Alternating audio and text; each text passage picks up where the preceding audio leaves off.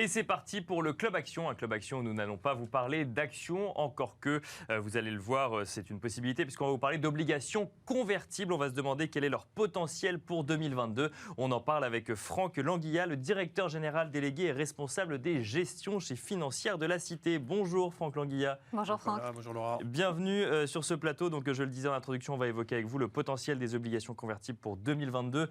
Je le rappelle, et grossièrement, vous le rappellerez peut-être plus précisément, une obligation convertible, c'est une obligation classique, mais qui donne la possibilité de transformer en action nouvelle de l'entreprise en question. Donc ça permet dans un premier temps de détenir de la dette et dans un deuxième temps de détenir le capital de l'entreprise, ou en tout cas une partie de ce capital. Et on trouvait intéressant de faire le point sur cet actif avec vous, puisque quand on regarde les contextes de marché, on entend souvent, alors après il y a des réalités différentes, et c'est peut-être ce que vous allez nous dire, que les obligations, les portefeuilles obligataires courent après un rendement de plus en plus bas année après année, ou en tout cas parce que les taux d'obligations d'État sont, elles, au plus bas. Quelle est la situation actuellement selon vous sur le marché obligataire et donc du coup sur ces obligations convertibles? C'est tout l'intérêt de l'obligation convertible justement, c'est de ne pas avoir une sensibilité trop forte sur les taux nominaux. D'accord. Ce qu'on entend par les taux nominaux, ce sont les taux des emprunts d'État par exemple, les taux qui servent de référence au marché financier.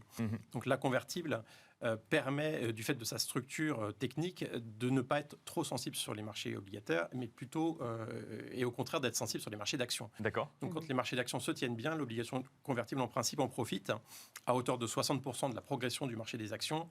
Et le gros intérêt de l'obligation convertible, c'est qu'on a une protection à la baisse des marchés, puisque le taux de participation à la baisse est compris entre 30 et 40% selon les phases de marché. Alors pour bien comprendre la hausse, et ensuite vous nous redonnerez la baisse, j'ai une action A, j'ai une obligation convertible de l'action A. Donc, comme je détiens de la dette, donc en fait, je suis effectivement en lien avec les taux nominaux dont vous nous parliez, mais comme l'action A monte, mon obligation convertible bénéficie de cette hausse également, même si c'est le sous-jacent et l'action et pas l'obligation? C'est le cadre général, ça. Ça va D'accord. dépendre de la structure de cette propre obligation convertible. Si jamais elle est ce qu'on appelle dans la monnaie ou en dehors de la monnaie, elle va monter plus ou moins vite en fonction de l'appréciation de l'action sous-jacente. Et si on se place pour un investissement initial sur une entreprise, au moment où elle sollicite les marchés, en règle générale, on a 5 ans pour que l'action sous-jacente, donc l'action de cette entreprise, progresse d'environ, on va dire, 30% en moyenne, et ce qui nous permettra, nous, obligataires, de transformer cette obligation en action et de réaliser une plus-value assez intéressante. D'accord, au moment de la transformation. D'accord, au moment de la transformation et tout au long de la vie de l'obligation convertible. Parce que ça veut dire que l'obligation, quand on la convertit, pour que les gens comprennent bien, on l'achète à un prix préférentiel parce que c'est au moment de la souscription de l'obligation, c'est ça ou alors, non, pas forcément? C'est où est-ce qu'elle se fait la plus-value? Si vous voulez, l'obligation convertible, quand on l'achète initialement, elle intègre une option de conversion. D'accord. Qui représente à peu près 10% du prix. Donc, ce n'est pas une option gratuite. Elle est financée en contrepartie d'un coupon qui sera moins important sur cette obligation par rapport à une obligation normale non convertible.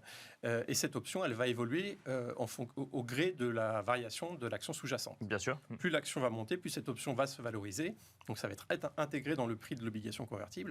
D'accord. Et donc, on va pouvoir revendre cette obligation sur le marché secondaire et réaliser une plus-value intéressante. Bien sûr. Ou aller jusqu'au terme de cette obligation. Et la transformer en action. La transformer en action, si ça vaut le coup. Si jamais l'action n'a pas suffisamment monté, il se peut que ça ne vaille pas le coup. Auquel cas, on se fait rembourser le produit obligataire. Bien sûr, on ne la transforme pas et ça reste une obligation classique. On aura perdu l'excédent de coupon qu'on aurait eu sur une obligation classique, mais on aura eu la chance, l'optionnalité de pouvoir éventuellement être actionnaire et dans de bonnes conditions.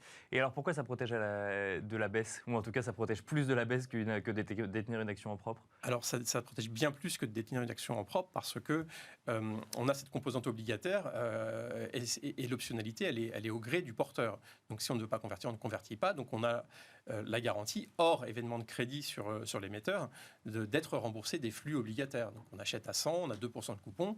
On aurait dû avoir 4% sur une obligation normale, mais on va quand même avoir ces 2% de coupons qui font qu'on a cet amortisseur à la baisse sur les actions.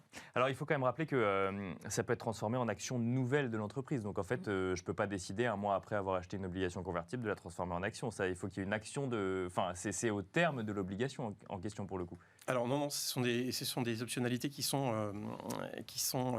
souvent américaines, donc on peut échanger à tout moment si on le souhaite. Néanmoins, le schéma principal, c'est plutôt d'attendre le plus tard possible avant de convertir, parce que sinon on perd la valeur temps de cette option. Bien sûr. Ce qui n'est jamais favorable. Oui, tant qu'à faire, autant acheter une action directement si on veut la convertir un mois après. Il est très rare qu'on demande la conversion d'une obligation convertible, sauf à maturité quand on n'a pas d'autre choix et que financièrement ça vaut le coup. Alors, je reviens à la question initiale. Quel potentiel pour 2022 des obligations convertibles? Déjà, on n'est pas encore à la fin d'année 2021, mais on peut peut-être dresser un premier bilan et se poser la question pour 2022.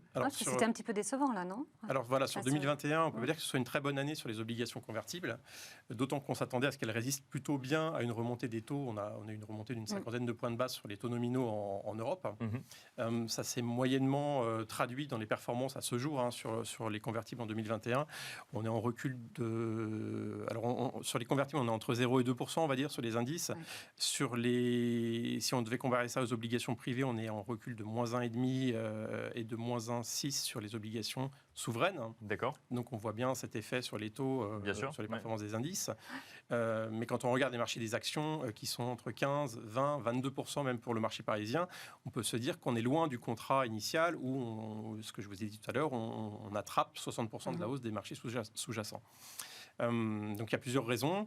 La principale, c'est la structure sectorielle de l'indice. On a beaucoup de valeurs qui avaient très bien fonctionné en 2020 à l'image des entreprises à très forte croissance du type livraison à domicile. Donc pour les citer, Just Eat Takeaway, Delivery Hero, Deliveroo, du commerce en ligne comme Asos, Zalando, enfin toutes ces marques qui vraiment ont explosé en 2020 et qui consolident en 2021 et qui ont pesé assez fort sur les indices de convertibles.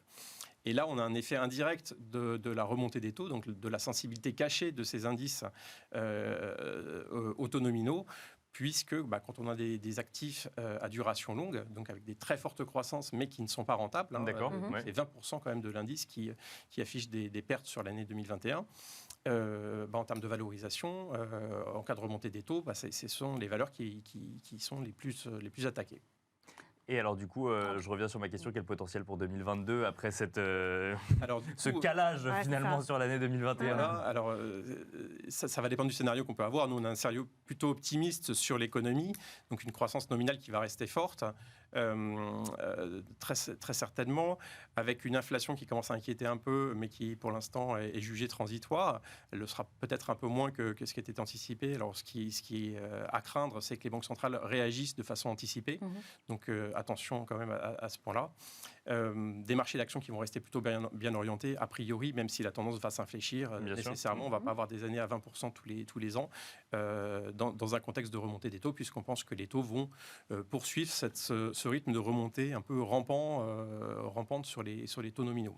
Et alors pour les obligations convertibles? Donc dans ce contexte, si j'ajoute le fait que les taux de défaut sont assez limités pour l'instant sur les entreprises, on est entre 2 et 2,5%, donc en dessous des critères des normes historiques, on devrait avoir une année correcte sur les obligations convertibles qui, à mon avis, sera un peu dans le prolongement de 2022. Donc, il va falloir favoriser les secteurs plutôt cycliques, donc qui malheureusement sont... Alors, ça, c'est ce que vous faites potentiel pour 2022 dans le prolongement de 2020, pour le coup. Alors, de 2021... de 2021 pour 2022, oui, c'est ça. Oui, il y a les indices, et puis après, il y a la gestion des fonds. Oui, d'accord. Pour les indices, effectivement, la question centrale va être de voir comment vont réagir ces valeurs qui ont besoin de lever des capitaux de façon régulière pour vivre, pour faire des acquisitions de parts de marché. C'est le cas de toutes les entreprises dont j'ai parlé tout à l'heure. Et voir comment les indices vont réagir par rapport à ça. Donc sur les indices, ça ne sera pas forcément une très très bonne année sur l'année 2022. Maintenant, comme toujours, il y a moyen de s'en sortir et d'arriver à trouver et créer de la valeur sur les obligations convertibles. C'est ce que nous, on essaye de faire dans la gestion de fonds et c'est ce que mes collègues font également. Merci beaucoup Franck Languilla d'être venu nous détailler un petit peu le fonctionnement, le mécanisme des obligations convertibles et vos convictions pour 2022. Je rappelle que vous êtes le directeur général délégué et responsable des gestions chez Financière de la Cité. Et quant à nous, on se retrouve tout de suite dans le Club Expert.